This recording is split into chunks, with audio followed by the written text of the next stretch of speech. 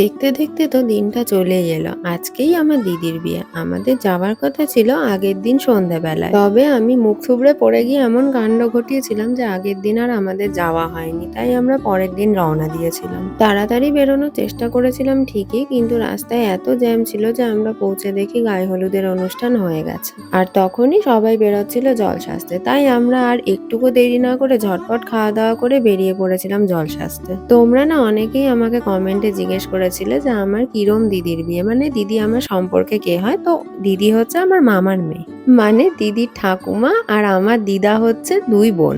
বেশ অনেক বড়সড় একটা সম্পর্ক। সম্পর্কটা অনেক বড়সড় হলেও দিদি কিন্তু মনের দিক থেকে আমার ভীষণ কাছের। তাই যবে থেকেই শুনেছি ওর বিয়ে আমি কিন্তু ভীষণ এক্সাইটেড ছিলাম।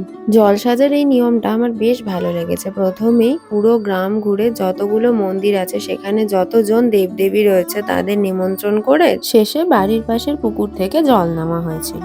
আমরা তো গিয়েই গাড়ি থেকে নেমেই নাচতে শুরু করে দিয়েছিলাম আর ভীষণ ভীষণ মজা করেছি। এই বিয়েটাতে যে এত মজা করতে পারবো মানে আমরা কেউই ভাবিনি, মানে আনএক্সপেক্টেড ভাবে সবাই ভীষণ মজা করেছি।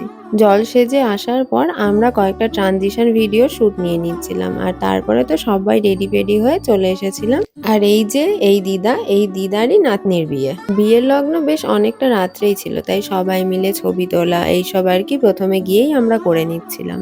আর খুব সুন্দর করে সাজানো হয়েছিল প্রত্যেকটা জিনিস, আর দিদিকেও অতটাই সুন্দর লাগছিল দেখতে। বেশ অনেক বছর পরই আমাদের ফ্যামিলির সবাই মিলে আমরা একসাথে হয়েছি। আর সত্যি কথা বলতে আমাদের ফ্যামিলিতে এত লোকজন আর বাইরের লোকজনের দরকার হয় না।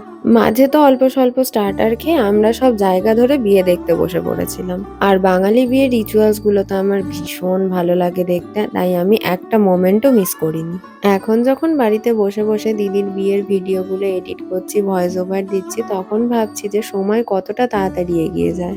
আমরা দুজন মিলে ছোটবেলায় কত মজা করেছি, কত খেলেছি। দিদি মালদাতে মামার বাড়িতে আসলেই আমার বাড়িতে আসতো দেখা করার জন্য। বাই দ্য ওয়ে, এতক্ষণ ধরে যে দিদি দিদি বলছি, আমি কিন্তু ওকে দিদি বলে ডাকি না, আমি ওকে নাম ধরে আর তুই করেই ডাকি।